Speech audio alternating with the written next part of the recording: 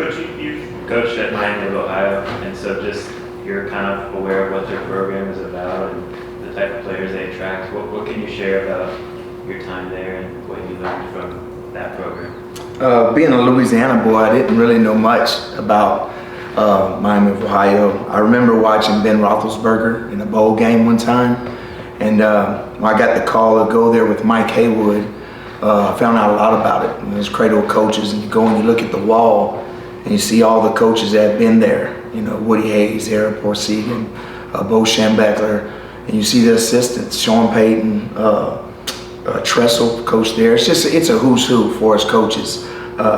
Really good institution, very good academically, and it attracts a lot of kids from the Cincinnati and Ohio area, and was able to get some kids from Houston and off of really the Virginia, the Tidewater area, and we had a good football team. So I enjoyed my stay there, and I liked Cincinnati. Cincinnati was close by, so it was good to me. Coach, you come in obviously this is your first year, and it's kind of been like molding clay for you with all new personnel. And how do you feel going into the season about just how you've been able to put the defense together? I think they have a grasp of most of it. What we're going to do just depends on what I think they do well. You really don't know when you're installing, going against the offense. They're always changing things. So I think we got a good idea of what we can do well, and we'll go from there, and it's going to be adjusting every week according to our personnel and who we're playing against. What do you see from Miami Ohio's offense and some of the biggest challenges there? Quarterback's real shifty. He's a competitor. He's what I call a gym rat. If he was a basketball player, he's a guy that would be a point guard. He really runs the show. He doesn't throw a lot of bad passes. He'll tuck the ball and run, and because he's not a real big guy, you lose him sometime in there. So he's a general. Their skilled guys are shifty, not overly big. Offensive line's pretty big, and so we got a challenge ahead of us. We'll have to play well and play hard. Cristobal and Dawson both mentioned that obviously there's a lot of young players on this team that are going to be earning playing time. You see it the same way with your defense? Yeah, sure. We got some young guys. It'll be their first times getting some reps, and but they'll get plenty of it. But we're going to need them too. We need a bunch of guys to play. We're not going to be able to just roll the older guys. So I'm excited to see some of the younger guys underneath the lights. It's going to be fun. A lot of guys were in the mix for the cornerback spots during camp. Who have been the guys who maybe kind of risen to the top, now the camp's finished? That's still the top kind of five guys, the Brown brothers, Porter, along with Davis, and then the Richard kid. TC's kind of playing the nickel right now, but it's been a revolving door. I think we'll have to play all of them and just kind of find out through the year which ones, are playing the best and go from there, but they all deserve the right to play. I think their OC's in his first year in that role, but he's been there for 10 years now. Yeah. What type of challenge does that pose, and do you expect it to look totally different than what you've seen on tape? Or you don't know. You really don't know.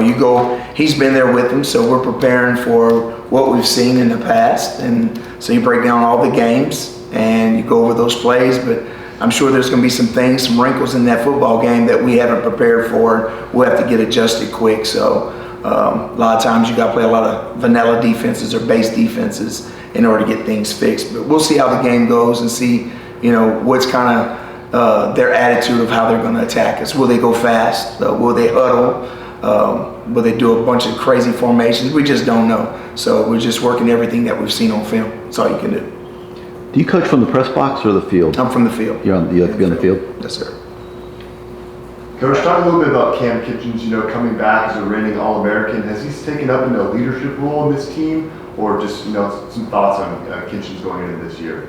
Of course, I don't know Cam before this year, so all I can do is judge for what I see, but he makes a bunch of plays at practice. He's not a very vocal guy, but he's always given great effort, and I think he'll be the leader by the way he plays, and he's already doing it by the way he practices. So he's had a good week of practice, last 2 weeks actually, and I think he'll play well in game one. He's making a bunch of plays out there. How's the Weakside linebacker competition going with the same employee? There's a bunch of them. It's revolving, really. You've got Kiko, who's the Mike, and he plays a little bit of Will also, but all the other guys are rotating at Mikes and Wills we're just trying to get as much depth as we can, and whoever goes out there is going to have to play like a one. So we'll see who plays the best, and whoever's playing the best will probably play the most reps.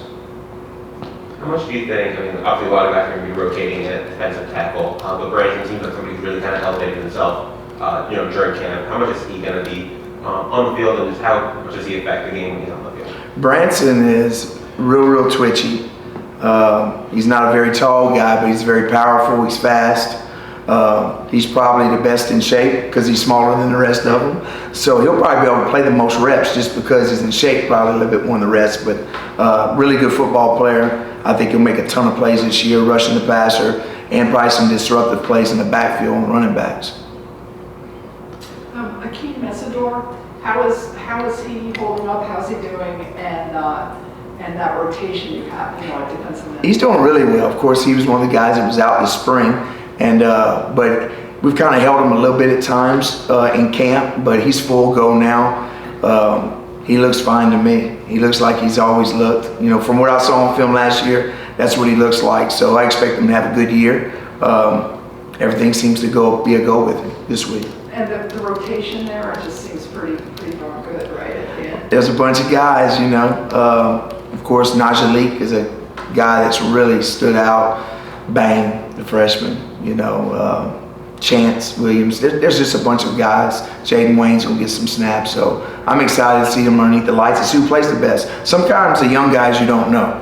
Sometimes it takes them a while in college football for things to slow down. So game day is going to be different for them than they've ever seen.